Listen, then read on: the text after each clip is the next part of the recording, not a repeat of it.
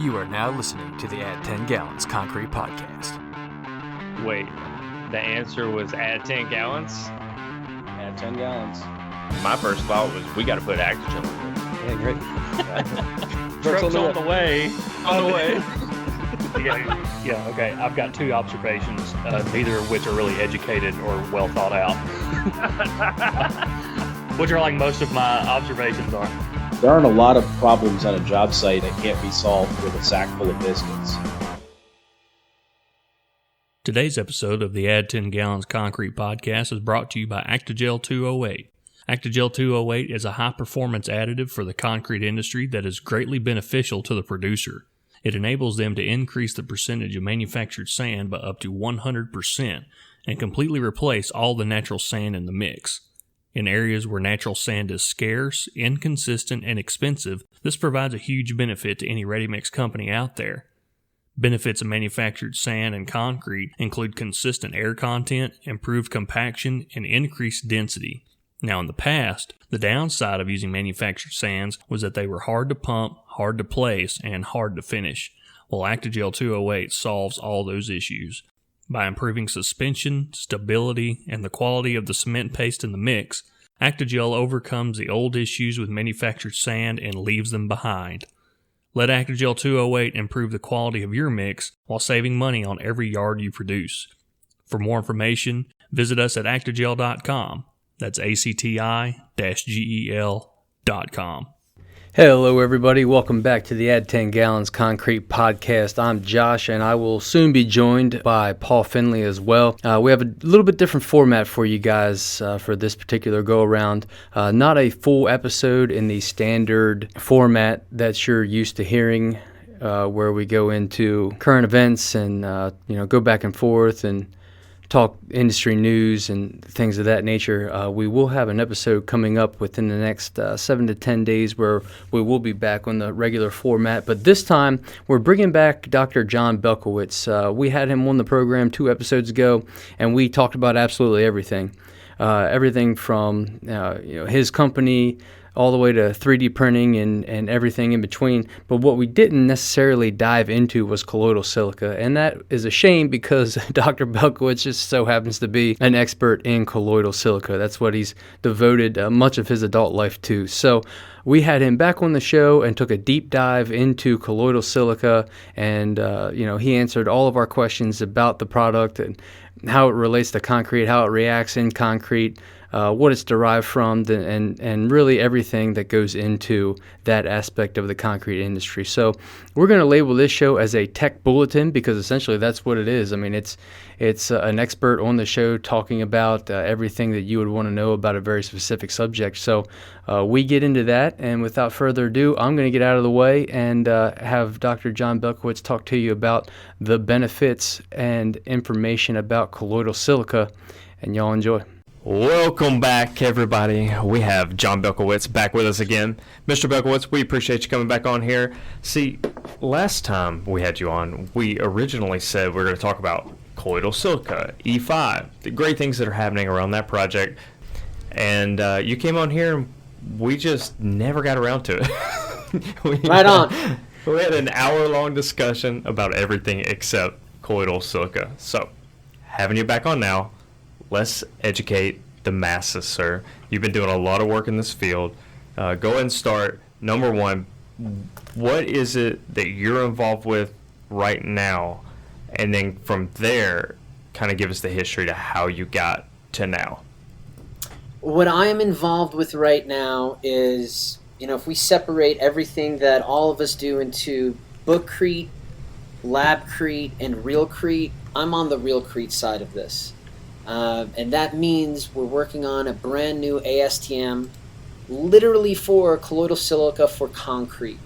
And we just submitted what I hope to be the final ballot to the main or the subcommittee 0924. So with that, it's going to be a lot easier for not only colloidal silica manufacturers and distributors to get their products out there, but for the end users to make sure that what they're using is colloidal silica and not a snake oil. As it turns out, we've gotten to the point where the term colloidal silica or nanosilica has gotten so popular that people are just trying to cash in on it, and there are some snake oils out there. So my job, create the standards, work on job sites, get the technology out to the field, answer questions from the architects, engineers, ready mix providers, and contractors who are the early adopters and now starting to become those mature adopters and just get into their critical path of construction. You say anyway like that's a small thing. Sir, that is years, decades of work. That is years. I used to have a full head of hair when I... No, I'm not joking. Why does everybody laugh when I say that? See this right here? This is all like a blank canvas. I had an afro. Just like a majestic mane of hair. But no. The stress of getting colloidal silica into concrete. The shine that is coming off your illustrious dome is impressive, and so is some of the products you're working with. So, namely E5, we see that out in the market. It's done really, really well. Could you explain not only that product, but what makes that version of a colloidal silica different from what else is out there? Very important question, and I want to take this back to, it's not just my research. If it was just me doing this work over the last 15, 20 years, we could not put all of our faith into it. But it's just the research institutions. I hate to say university because that kind of pigeonholes it into the academic arena. But the amount of folks that have been doing the research on nanosilica, colloidal silica, and concrete, it's ad nauseum at this point. Every direction you can think of for concrete, we've done the research. Now the problem, even though that's awesome because we have so much information, and you guys know this as I'm saying it, what we do in the laboratory is a totally different monster than what we do in the field. So everything that we've done in the laboratory has been for the basic understanding of the research. When folks have tried to take, whether it's my research or Northwestern or University of Wisconsin, and replicate it in the field, not good things have happened. So that's what separates the university, the academic research, to the distributors. When you say E5, E5 is the base. That is their brand. There's E5 internal cure, there's E5 plus for ASR, and there's E5 liquid fly ash. Now, what differentiates the E5 to the academic is when I was using my academic or research-based nanosilica with Lafarge North America at that gypsum plant, I had to babysit the truck.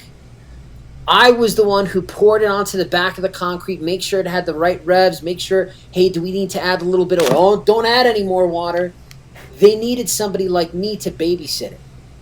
Once I put it in the hands of the batchman or the batch person, bad things happened because that type of nanosilica wasn't forgiving to making standard or conventional concrete. What the folks at SpecPro Specification Products have done is they've taken the complexity, similar to what we did in the early 2000s with polycarboxylates. They were very difficult to use, 2004, 2005. Then we went back to the lab and we figured out why they were so difficult and took that complexity from the field, put it into the lab, made a more one-size-fits-all product, and then we got it back out to the field, and now we absolutely love polys. But in the beginning, we hated them. Didn't do the same thing from here to there. What E5 or Specification Products has done with their E5 line is they've made nanosilica more compatible, more palatable for the industry to make great concrete come down the chute, get it into the form, finish it up by 4:30 on a Friday afternoon. And what that took is a whole lot of work in the lab and then the technical transfer from the lab to the field. It's so interesting how the journey of introducing that product into the ready mix market is the same journey we've taken with our product. It's the exact same journey, from originally having to babysit it, having to get it in there, having to get people trained up, to then making it more forgiving, easier to use, simpler to understand, so people just press a button and good concrete comes out, and nothing harder than that. But it's still an education process, and you still have to convince people that this new technology is easy to use, and it is forgiving, and it is financially okay to use. It's economical. So how do you guys approach that? Because that's not easy. It's not easy to convince anybody to use a new technology in the industry. I recommended that you guys read a book called Getting to Yes, and it kind of goes into why people say no to things. When somebody says, well, I've been doing this 30 years. In the industry, when we make concrete, I hate it when people say, well, there's a risk when I use a new material. No, there's not. There's a risk when you make concrete. We all know that ready-mix providers are doing the best job they can, but oftentimes they're fighting, dry aggregate, moisture probes that aren't working, hot cements. Maybe the day is hot, maybe the day is cold, maybe somebody didn't backspin their drum, but there's always risk. What we found is, working with the ready-mix providers, engineers and architects alike, you have to show them the why behind. Why should they give a shit? Why do they want to disrupt their current critical path, either by putting in new operating equipment, or they got to bucket it in, or they got to shepherd's hook it in, or wand it in, or they got to spend more money? Why are they going to do that? And if you talk to folks who make concrete in Texas, they'll tell you the reason why we're going to buy a new technology is it either makes our job easier, it makes our contractor's job easier, or we're going to be saving money. If you don't answer those top three things immediately, long-term strength, everybody, you need a little bit more long-term strength, throw a little bit more powder into it, right? You'll add a little bit more soup, or minus a little bit more water. A lot of the folks that we work with aren't concerned about strength, and I hate to say it, this performance-based drive, they're concerned about gray concrete coming down the chute and making that process more efficient, faster.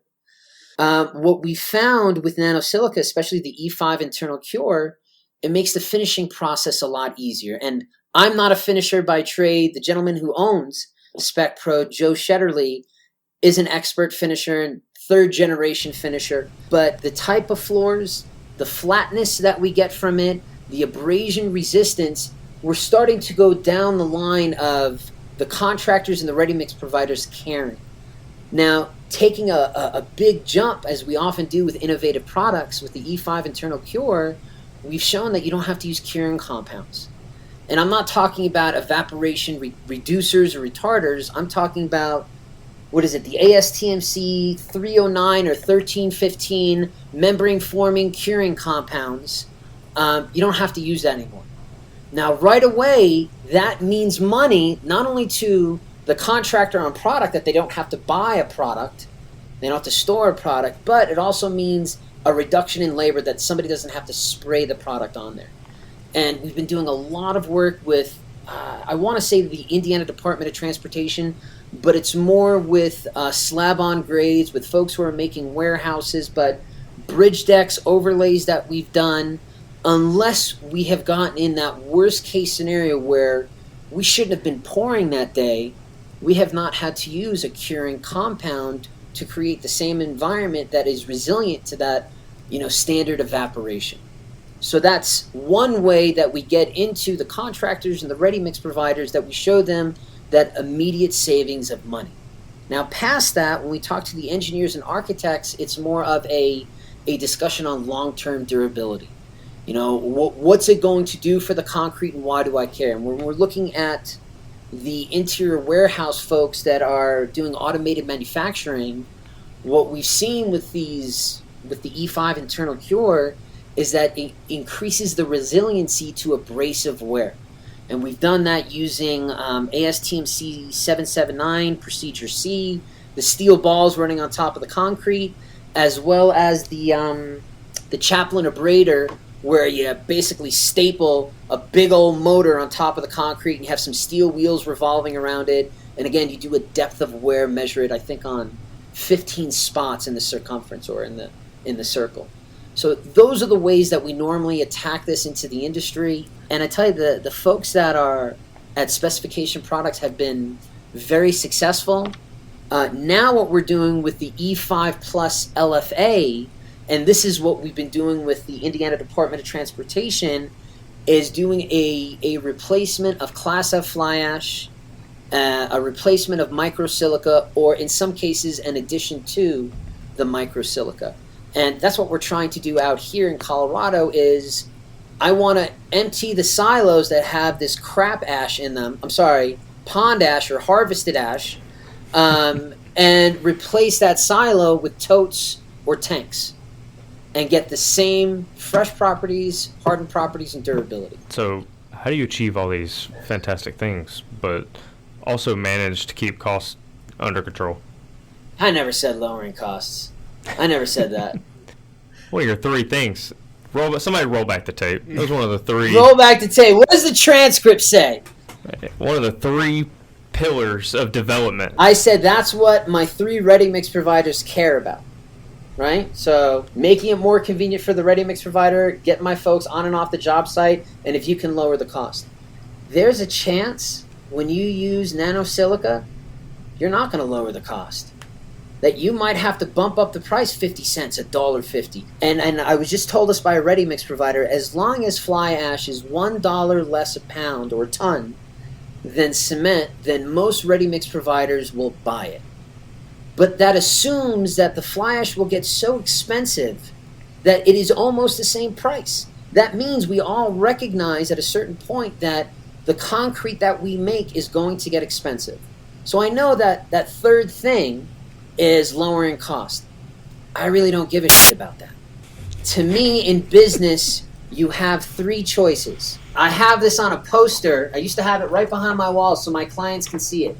In business, you get 3 options: good, fast, or cheap. You can only pick 2. Same thing with concrete. You want it good and fast? Well, it ain't gonna be cheap. And that's what most people want. So no, I don't think if you're using colloidal silica correctly, you will always get a cost savings. Now, saying that, what the folks at R.L. McCoy, Indiana Department of Transportation, have done is they've been able to reduce their total cementitious from 680 pounds per cubic yard down to 580 pounds per cubic yard. It's 100 pounds of powder. Are they saving money? Yes. They're absolutely saving money. Now, is that a common occurrence? No. Because if I'm in Nevada and I reduce 100 pounds of powder, I'm going to have to put in something to get my yield. And normally that something is a coarse and fine aggregate, and in Nevada, and Arizona, and Texas, and California, Colorado, we don't got good aggregate. It just sucks up and monopolizes water. So I try to take out 100 pounds, and I try to get that savings, and all of a sudden my concrete goes from creamy and dreamy to bony and nasty. So I think that in some cases where we have the rich man's golf course, where somebody's got a 5,000 PSI mix with 700 pounds of powder in it, heck yeah, they could save some money.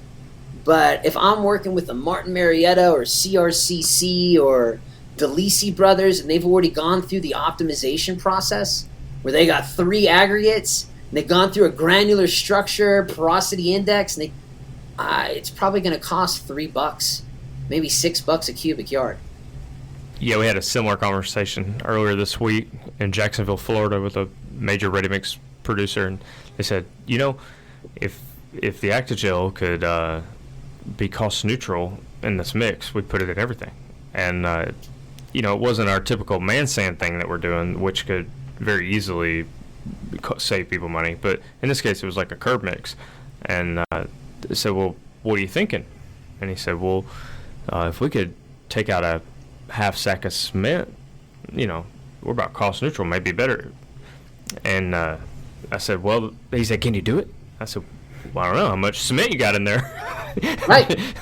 Like if you're already leaned out, then no. And we went and looked at the numbers. There was no way we were going to take a half sack out. He was already borderline as it was.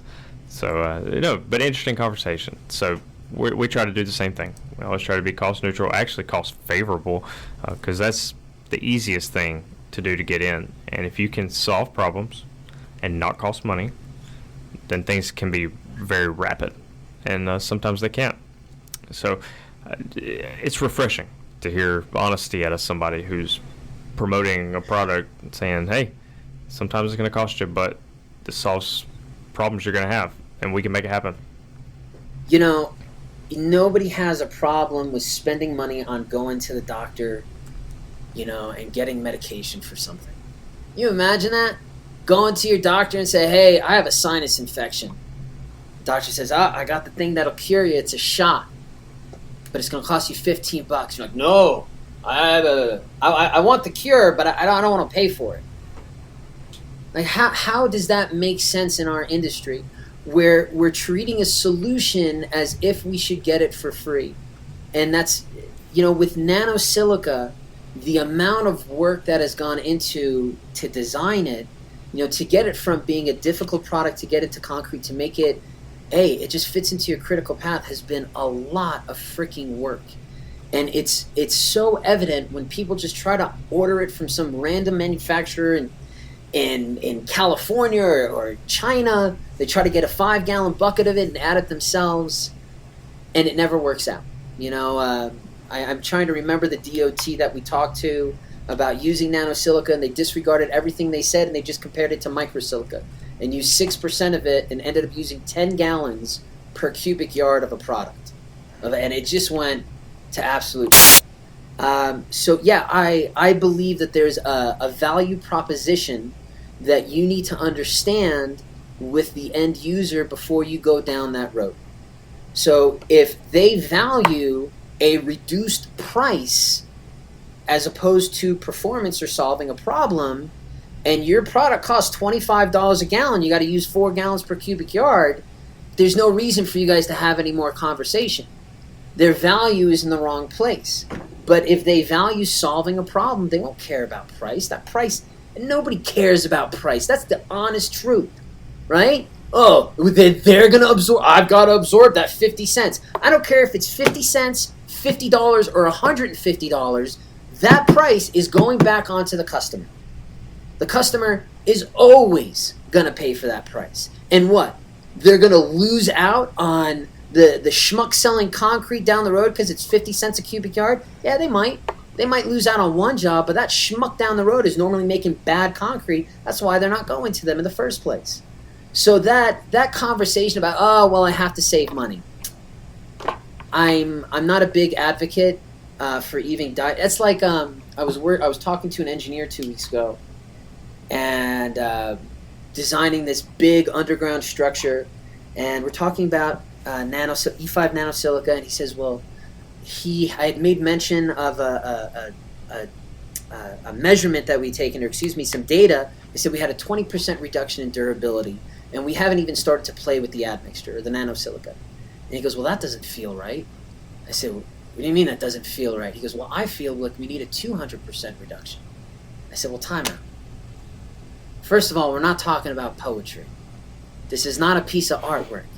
This is science and engineering, and feelings don't get involved. Mm-hmm. And the guy said, well, John, I have a metaphysical relationship with materials, and I feel my way through designs. And to me, there's a wrong value proposition.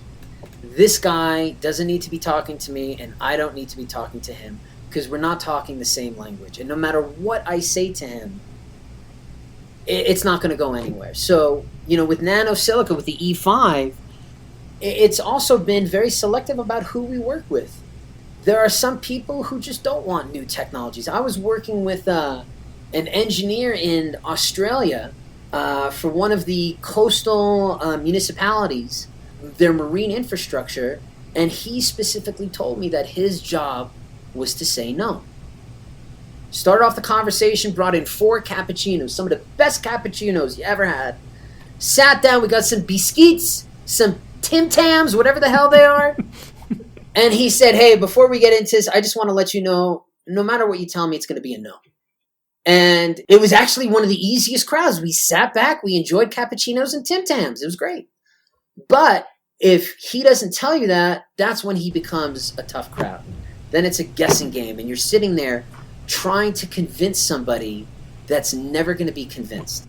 Fairly certain of one thing, and that is, the last time we had you on, you made a bet about the 3D concrete printing, and then after we had you on, we had famed economist Dr. Audubon Basu on the program, and he specializes, part of his economic specialty is the construction market. And we were talking about the labor shortage and how technology is going to come up and hopefully help save that. And he said, it's at least 10 years on these 3D concrete printers, which made me feel really good because I don't like losing money, Dr. Belkowitz. He said 10 years. You know, I am so happy he said 10 years. He needs to keep himself in business. So everybody has got to, shake the... And 10 years down the road means people need him for at least another 10 years. Right now, for every 1.7 jobs that is created in Utah, we need another house. Right? We need another dwelling. We are somewhere around 45% below the demand that we need just in Utah alone. I am trying to buy a house in New Jersey right now.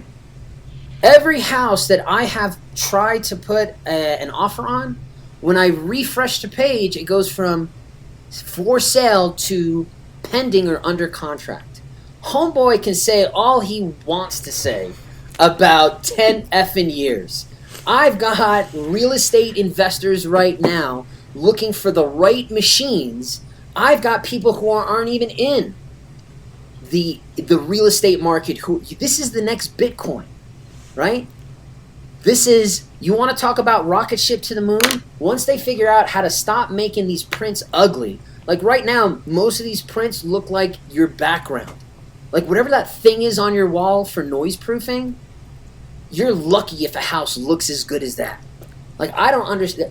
I don't know if y'all notice this, but most of the houses have been given away for free because who the hell would buy something that looks like stack dog? I think he just called our studio ugly. That's all I heard in that conversation. Yeah, I got it. There are better ways of doing sound proofing than sticking some styrofoam there are very few on the cheaper ways, though, Dr. Belkowitz. Had we just did you not know Dr. Belkowitz says price is not an option? Yeah. And price is not an option. Hey, we had 3, man. Good, fast, cheap. Yeah.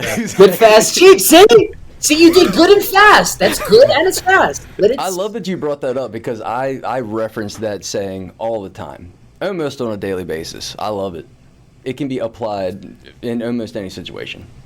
You know, people in our industry rarely call each other out on that, right? Yeah.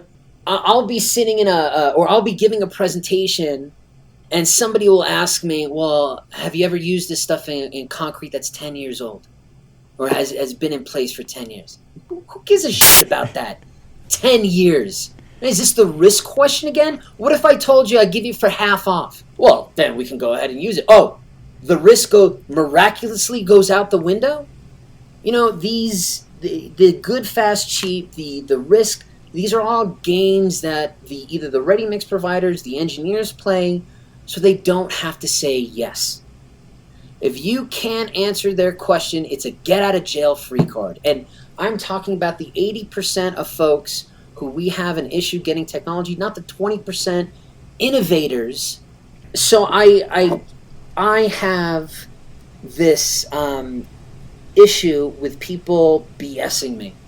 Well, if it costs less money, you know, if it was in a pulpable bag, well, if you put in an admixture dispensing system for me, you know, whatever, have you used it in a bridge that's 10 years old? Like, you know, those are just ways for them to say no. Again, if you can cut through the BS, then that good, fast, cheap, that is the perfect thing. But you got to get to what their value proposition is. If not, you're just wasting your time. And that's the first thing that I ask them, like, why am I here? What are your problems? And what do you think well, it's cost, John. You know, we've taken as much cement out as we can. We're using the dirtiest aggregate, and we're using the cheapest admixtures. We want nano-silica to make it cheaper. And I'll say, thank you for the time, gentlemen. Here's some cappuccinos. Y'all have a great day. Nobody's going to make your concrete cheaper. If they tell you that, they're lying to you. The only way you're going to make your concrete cheaper is by clipping coupons. So figure a way to keep your clients, sell them more expensive and better concrete. I don't know what else to tell you. That's everybody. Everybody in the concrete industry is going to have to get used to more expensive concrete. whether it's your product or they're getting freaking ash from Chechnya. I got people in Mexico calling me up every day. Hey, do you guys need fly ash? Why? Why are you calling me? You're in Mexico. You think I'm going to get a container of Mexico or a pig from Mexico across the border and it's going to be cheap? Like, it's just the reality, and shoot. That expense conversation gets me going. That's the kind of content we want. It's interesting, though, when you're talking about how the industry needs to get used to more expensive concrete. Yeah, I think that's going to happen anyway, naturally, especially in today's climate where, I mean, inflation's at an all-time high, or as high as it's been in 40 years. But I think the key there is replacing the word more expensive with just better concrete, because you're talking about people asking you, well, has it been in a 10-year-old bridge? There's failing 10-year-old bridges everywhere. There's failing 30-year-old condominium complexes everywhere. There's failing concrete absolutely everywhere. So when you talk about how we need to get used to more expensive concrete, yeah, sure, but we need to get used to better concrete. That's what we need to get used to. I'm going to play the devil's advocate, Josh, because right now we are just, and you guys know this more than most, we in the Western U.S. are just getting used to manufactured sand. Yeah. Right? We had manufactured rock, but we haven't had to deal with manufactured sand like you guys have. And the manufactured sand is becoming more and more expensive. But it's still making concrete. Yeah. And with we had to convince the folks at DIA, or I guess it's DN, to use recycled concrete aggregate. And it was more expensive than the virgin aggregate. They're like, well, can we get a cement reduction? No. I said, well, can we get, you probably have to add more cement. Can we get a high range water reduction? No, probably have to add more. And they're like, wait a second, this is making our concrete more expensive and it's harder to finish. Yeah, but you're saving the planet.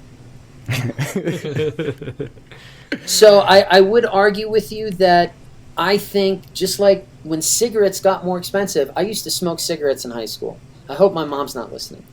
But it costs $1.25 a pack, right? This is back in like 94. And I remember when cigarettes went up to $3 a pack, I thought I was going to go broke. But even when they were at $3.50 a pack, and if my kids are listening, if you smoke cigarettes, you're in trouble. With cigarettes, they didn't get better. They actually got worse for us. There's more tar, there's more byproducts, but now they're $7-8 a pack, and we're still buying them. So I return to what I previously said.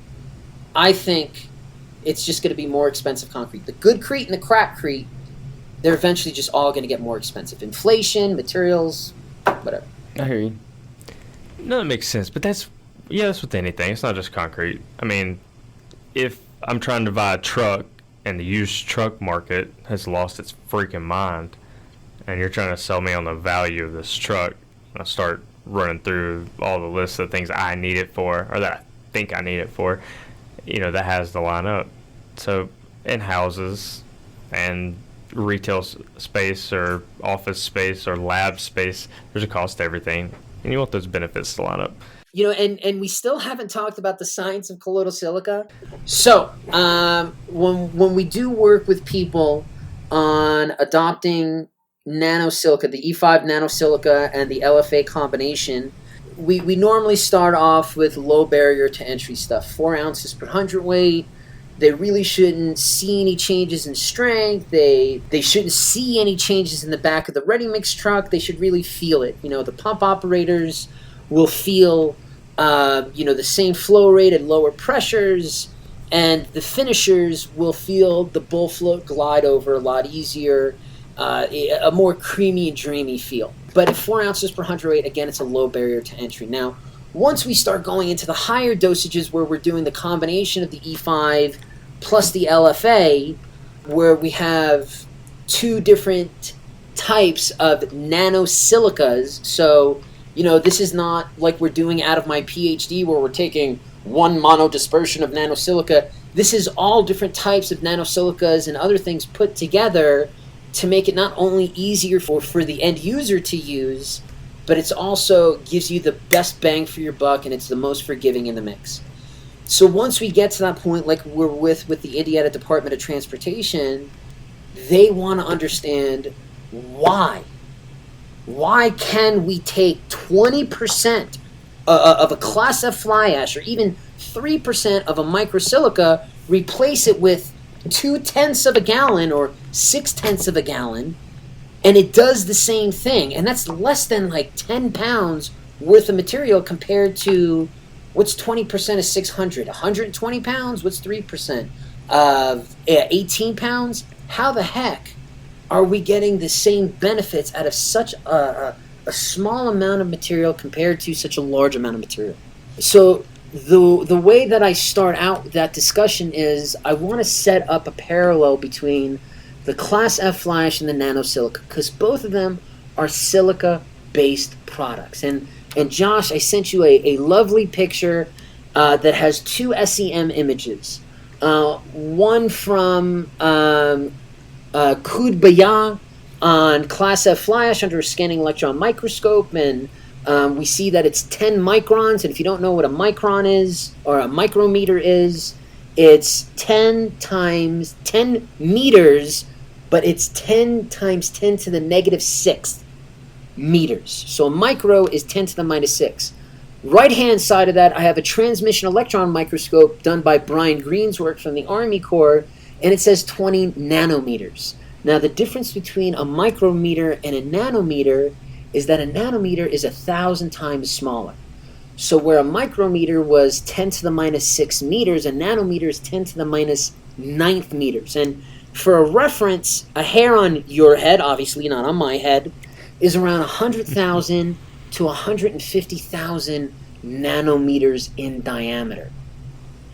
What the nanosilica does for the first time in the concrete and construction industry, not in the academic arena, but in the plant, it allows us to effectively manipulate the molecular kinetics of cement hydration to yield a denser hydrated cementitious matrix. Very fancy schmancy way of saying it's going to make the concrete better. So how does it make the concrete better? Well, because it is silica, when we take a silica, reactive silica, and we combine it with calcium hydroxide, so I have my nanosilica on the left, and my calcium hydroxide, my SEM, of a beautiful pore in concrete that's full of these hooded or plate-like calcium hydroxide. When I combine that nanosilica particle with my calcium hydroxide in solution, I have that pozzolanic reaction. And we all know what pozzolanic reaction is. We get it from fly ash, Class F fly ash. We get it from microsilica, silica fume. And it's that addition of silica to calcium hydroxide to yield more of that backbone of concrete strength, that calcium silicate hydrate. Big whoop, John. I also get that from fly ash. You're right. You're right, you do. Paul, I read your mind. So why do we care? Well, before I get into the science of nano, just looking at the face value, our fly ash has a very low percentage of purity. You know, the ASTM says one thing, but when you look at most products, you know, they have 30, maybe 50%, and I'm talking about the Class F fly ash, they have 30 to 50% purity of silica, at least the ones that we deal with out here. And then they have these all these other contaminants, these cleaners, these things that smell like ammonia, these things that kill. So when we're talking about the biggest differences, and we're saying, oh, well, we still get pozzolanic reaction, before I go into any of the science behind the nano, the biggest thing is we have to recognize that when we're using fly ash, we're using a byproduct. And just like I tell my children, you get what you get and you don't get upset, especially with byproducts, right? We have a low purity of silica. We don't know what else we're getting that's going to affect the concrete. With E5 nanosilica, you're getting a manufactured 99.8% pure product. There's no guesswork in it. As a matter of fact, the new ASTM we're creating, it gives you a way to make sure that, one, what you bought is what you got, and what you got is not BS. It's not snake oil. It's actually the real deal. Those were the two things that I was most concerned with when we were creating this ASTM for colloidal silica. Now, because we're talking about a hardened particle, we do get other things. And before I go into the nano side of the silica, what we also get from these particles is something called particle-to-particle packing and void filling. That same thing that if we had this room, this empty room, we would put bowling balls, we'd get a certain porosity index. Well, if we took out half the bowling balls and put softballs, we get a reduction of porosity index. Well, if we took half the softballs and put golf balls, same thing that we use for granular skeleton and creating SCCs or more optimized mixes. That particle-particle packing and void filling. And before I get too deep into the science, because I'm about to dive into science right now, what the nanosilica has done, and again, it's not just my words, it's a lot of other folks out there, it creates an environment that is not conducive to chemical and physical attack. Now, that was my value proposition when I did my PhD, and it's still my value proposition. You rarely hear me talk about cost savings, and here's one of my presentations. I'm not saying that right away that it's going to save you money. To me, like Josh said, it makes good concrete. From a general standpoint, I am interested in your thoughts on the name colloidal silica. It is what it is. Sure. And right. Does it confuse the people you're talking to when they immediately think silica fume or microsilica? Do you have to explain what colloidal means? Does the conversation ever go in those directions? Right. Oh, absolutely. And there are people who confuse nanosilica with colloidal silica, right? So first, what is a colloid, right? Milk is a colloid. And for some reason, anytime I say the word on its own, I adopt this Russian accent. And it's not on colloid. We use the colloid. I feel like my name is Dmitri and I'm a cosmonaut. You look like a Dimitri. I do. I feel. So anyway, a colloid is a universal suspension of something. When we look at milk, milk is a universal suspension of fats and proteins. And as long as we keep that suspension or that dispersion in its, the pH, the salt, as long as we don't change it, that colloid will not break down. Now, I can't say the same thing about a silica slurry. If I take a silica slurry, it's not necessarily a colloidal suspension because over time that silica, even if I don't change the pH, I don't change the salt, I don't change the temperature, if I keep it in a stagnant, protected environment, most silica slurries or silica fume slurries, it'll drop out through Stokes' law, right? As it turns out, with a colloidal silica or a colloidal suspension of nanosilica-sized particles, if you protect that suspension, it won't come out of solution. As a matter of fact, Professor Konstantin Sobolev from the University of Wisconsin, I want to say Milwaukee, and I don't know why, but every time I say that name, I have that type of accent, Milwaukee.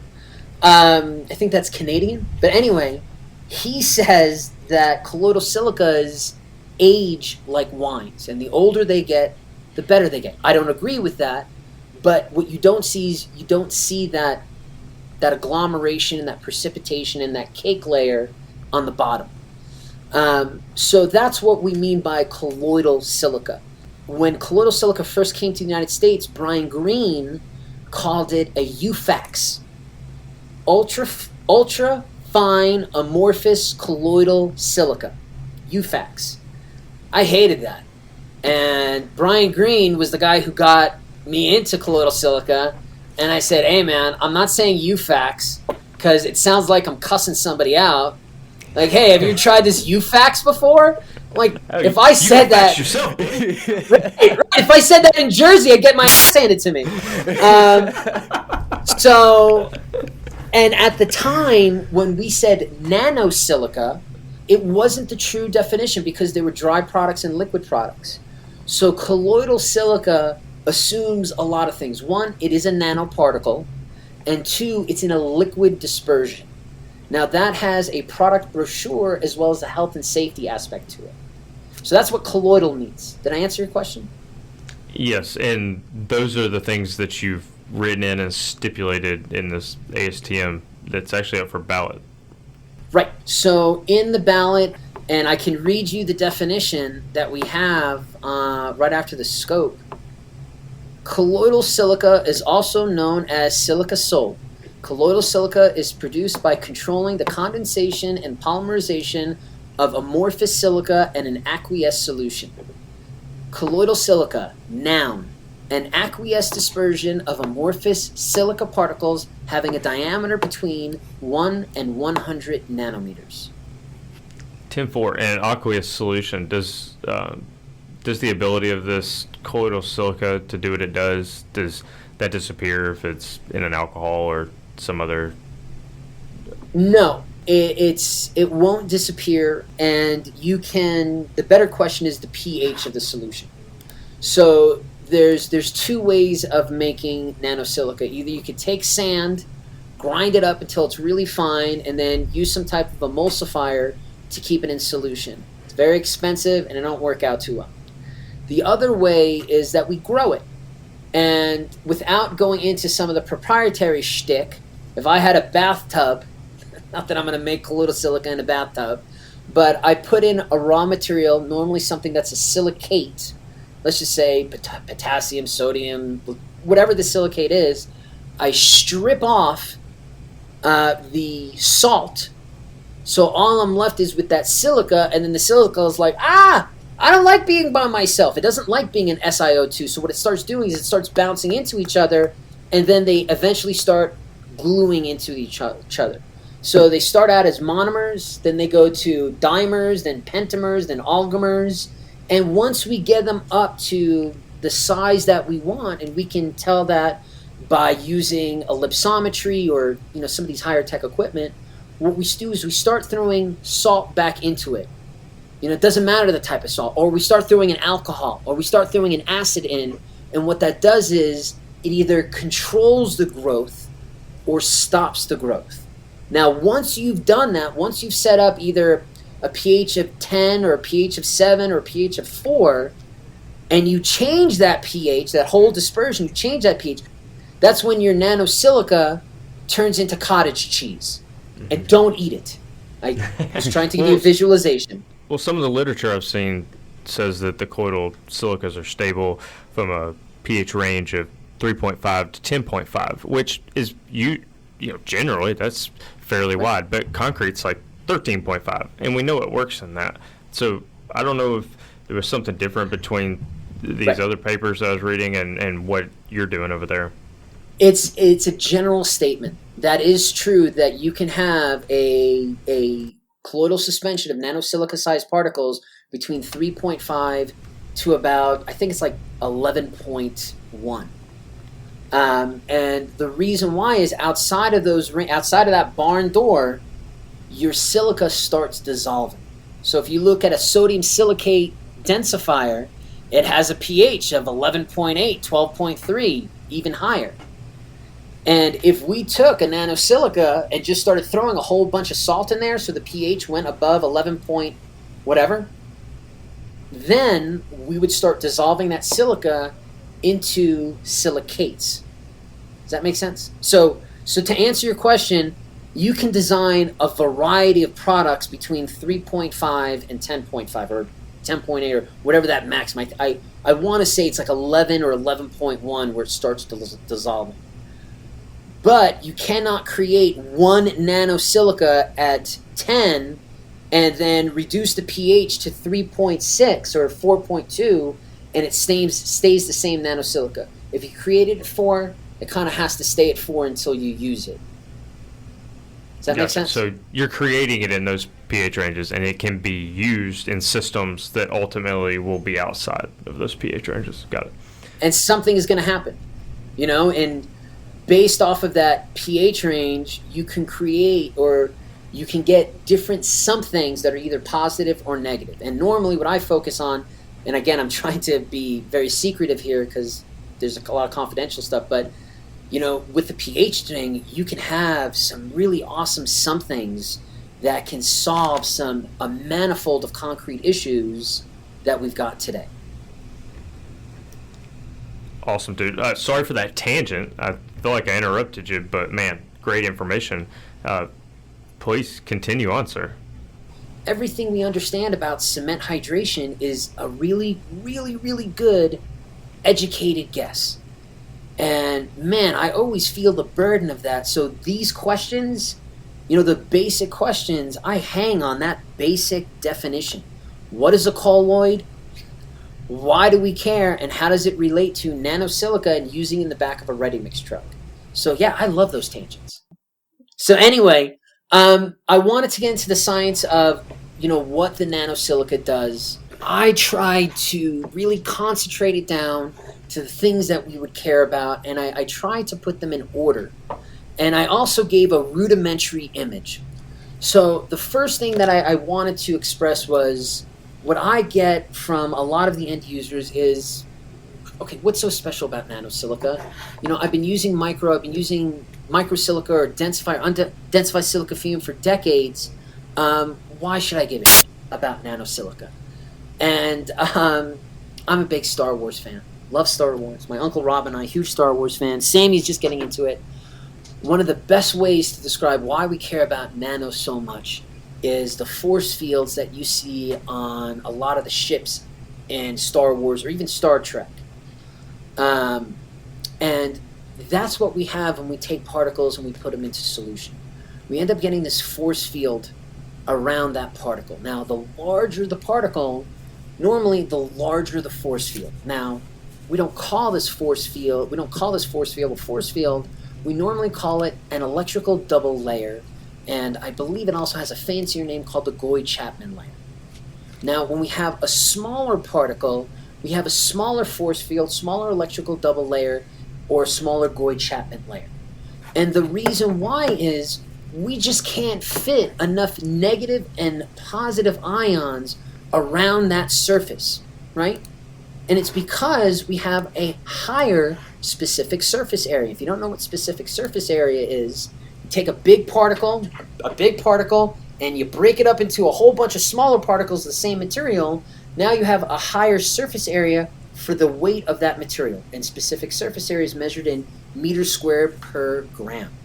So normally with nanosilica, we have anywhere from 1,000 to 100,000 times more specific silica surface area to react with.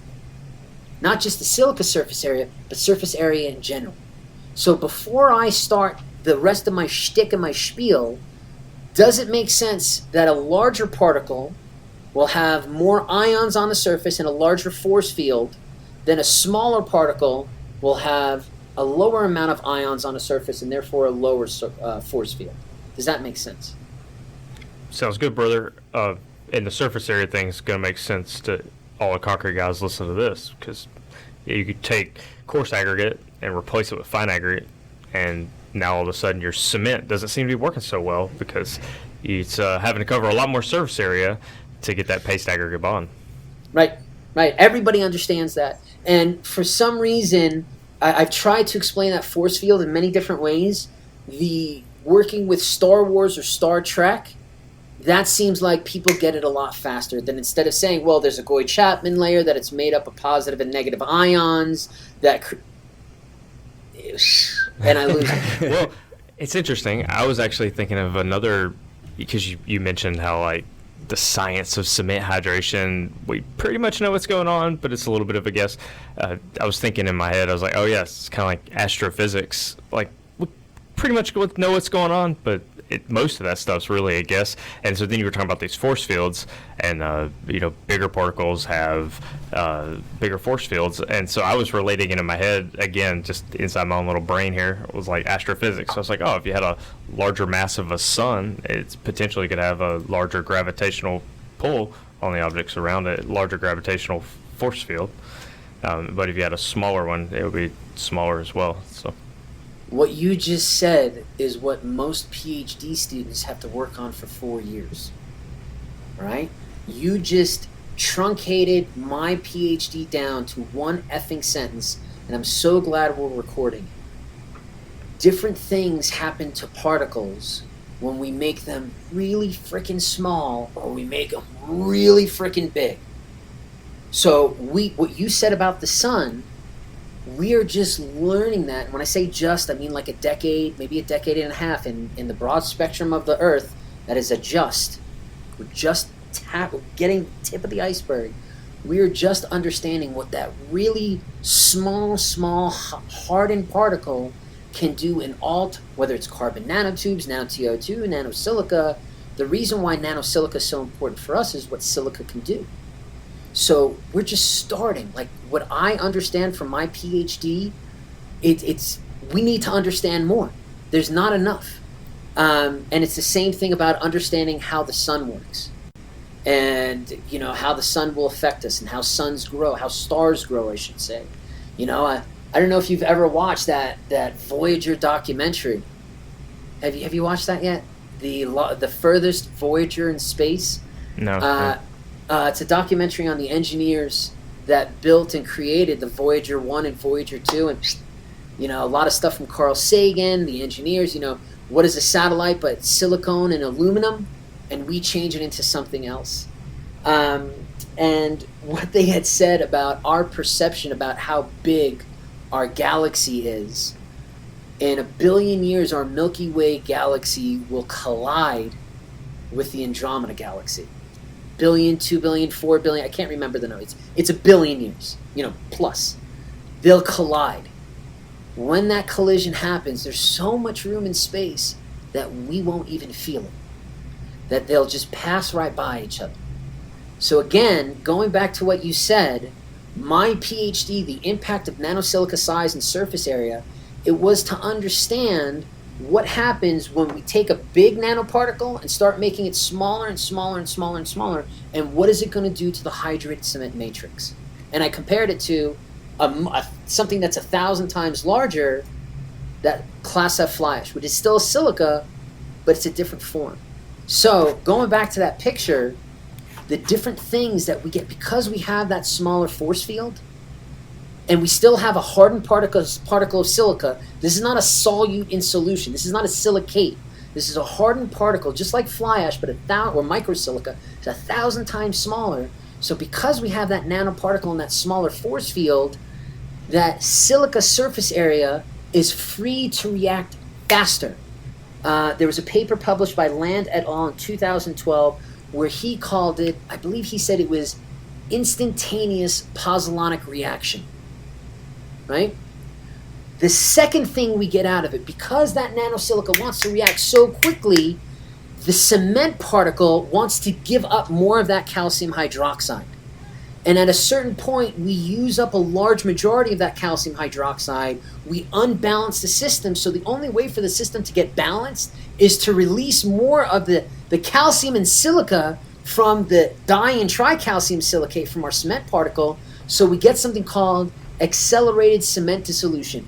Wonderful set of 2 papers by a coal miner in Sweden, Bjorn Bjornstrom, that looks at this accelerated cement dissolution. And then Jamal Jayalapan from Georgia Tech has another paper where he takes nano-TiO2, which is inert, and he shows how we get accelerated cement dissolution just from the nano effect because of this smaller force field, because of things happening a lot faster. Now you have to ask yourself, well, if TiO2 is inert, if it's not going to react with cement, how the hell is it kicking off reactions? And that's because of something called heterogeneous nucleation. I love saying that. I feel like I am a real doctor when I say heterogeneous nucleation. Heterogeneous nucleation means when something has a small force field, other things will want to grow on it. Now, I don't know if you've ever read Jamal's work or any of Kim Curtis's work, but this to me is their, how do you say it in French there? Piece de resistance. And what Jamal shows us is this heterogeneous nucleation. Because this thing is so small, calcium silicate hydrate wants to grow on it.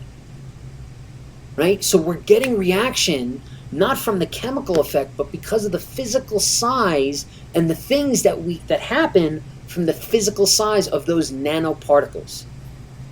So from all these 3 things, and there's a lot of in between, there's a lot of overlap, there's a few other things that we could talk about with particle-to-particle packing and the type of calcium silicate hydrates, but these are the 3 basic things.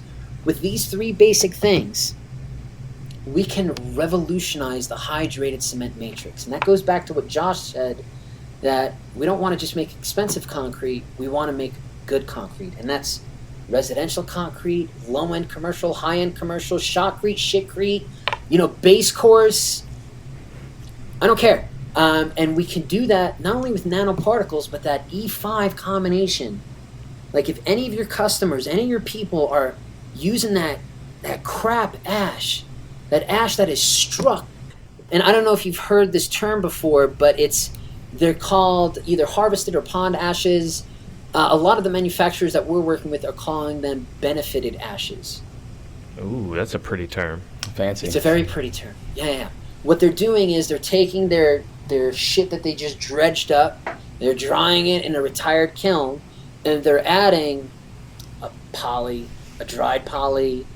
They're adding an accelerator, like a calcium formate. And what they're basically trying to do is they're trying to recreate, or what would they add? There's one company, names don't matter, but they're taking this pond crap or this harvested crap, and they're putting either a finely ground metakaolin or a finely ground pumice into it. Pumice. Oh, pumice is great for concrete durability. But it's the particle shape is the exact opposite of fly ash, and metakaolin's expensive, by the way. You said 130 a ton earlier. I don't know where you're getting that number from. That must be harvested metakaolin. I was working with a company that bought or was buying a retired site, and I'm speaking in tongues right now. And their plan was to get they were going to have two versions of this metakaolin, one that barely met the grade and one that was holy moly guacamole, like what is that Metamax, that pretty pink stuff that is so fine and lovely. So they had two versions. One was $130 a ton, the other was $300 a ton. Yeah, I know. That's the number. Dude, we're in the kaolin business. Now, Actigel's not kaolin, but our company is like in the kaolin business. So I know exactly what it takes to make metakaolin. It is not $130 a ton. And I think I still have the notes. I still have my notes. When they said $130 per ton, I said, come on, guys. Come on. And he goes, well, it's not going to be the metakaolin that you're used to. It's going to be a lower grade. And I said, well, oftentimes I am used to a lower grade of metakaolin. That's one of the ways to use it. I'm used to paying more than that. I'm not used to paying per ton. I'm used to paying like 40-pound or 50-pound bag. And we don't calculate per ton. We calculate per pallet, per not even dissolvable bag. Dissolvable bag would make it too expensive. That video that I did, we just released a video of me doing a nano-silica job site. I put metakaolin in there, and I'm freaking chopping bags of the Silica metakaolin. I can't even imagine how much it's beautiful stuff, but I can't imagine how much that stuff was. Yeah, it's a lot. We were just working with somebody a couple years ago. They just brought us in to consult. They were looking to make metakaolin out of like ponded waste tailings that had kaolin in it. And I was like, oh my gosh. Great. Good for them. We need that. We need that because we're still going to have those people who are like, well, I want to sell concrete at $60 a yard. Great. I have a supplier just for you. They're dredging up junk, and now you can put junk into your concrete and get $60 per yard. Right? Maybe. Hey, people are so desperate for ash. They're getting their ash from anywhere. From paper mills. As long as you have something that is called a coal combustion residue, folks are willing to buy it and benefit it because it is cheaper than dredging it up. The one thing that I want to make sure that I say about using colloidal silica is that if you're a first-time user, make sure you seek the professionals. That's like saying the first time I'm going to use polycarboxylate, I'm going to blindly throw it into my heaviest powdered mix. Because what could possibly go wrong with that, right? And we all know what could possibly go wrong. I was the guy who closed my eyes and threw the Advil 100 into the back of the truck. And when I had paste over here and rock over there, my response was, what the hell is wrong with this admixture? There's nothing wrong with the admixture. I wasn't using it the right way, and I wasn't using the right type for the cement that I was, or the concrete that I was playing with, and cement. So when you're using this stuff, is a reason why Specification Products is at the top of their game for replacing fly ash, replacing microsilica, because they're out there every flipping day, as well as working with folks like me and Professor Luna Lou from Purdue University. And there's that. Good deal, man. Appreciate that. You answered just about any question that anybody in this audience would have on it. And if we get more, if people start sending stuff in, emails, texts, in response to this episode, we'll pass them along to you, and we'll get those notes out there. Can I give you my craziest nanosilica story? It won't take but 2 minutes. Absolutely. You're the one with the time of the heart out here. I do have a heart out. This is when Whitney and I first started the company back in 2009, 2008. We started Intelligent Concrete. And I was giving a talk at the National Ready Mix Concrete Association. And it was my first presentation. Man, I'm tensing up thinking about it. My first presentation, and at the time I was supposed to go to New Brunswick, University of New Brunswick, with Professor Mike Thomas. Huge fan. He is, especially for FHWA questions and ASR questions, him, Jason Eidecker, Kevin Foley, any of those. But anyway, Mike Thomas was out, so he's sitting in the front row, standing room only. There's like 200 some odd people in there. Oh gosh, I'm getting stressed. At the end of the presentation, I gave a very detailed scientific presentation about nanosilica and cement composites. And a whole bunch of questions. There was one question from a gentleman standing in the middle, and a contractor, pinches his ears, very stressed out, and he goes, "So, these nanoparticles you talking about, is it same thing as those nano robots from that G.I. Joe movie?" And I said, "What?" And he goes, Yeah, you know that G.I. Joe movie, they got those robots that they inject into your neck and it controls everything you do. And I stood there with my potential PhD advisor 5 feet away from me, and I saw this opportunity to educate the masses. What we get, why do we care, nano-focused. I had this chance. And I opened up my mouth and I said, yeah, these are like those nano robots. And shit, if you get injected, watch the fuck out, man. It's going to control. And Mike Thomas goes like this. And, everybody just stares at me. I was like, I was joking. And then like 10 seconds after that, what's his name from the NRMCA, the big guy, is like, well, thanks everybody for your time. I called up Whitney, like, baby, I just ruined our company by making a bad joke. Yes. 15 years later, you're still the same guy. And we appreciate you having you on here. Bad Thanks, jokes and all. Dr. Dimitri Belkowitz, everybody. Thank you. Cosmonaut. Talk to you guys later. Thanks again.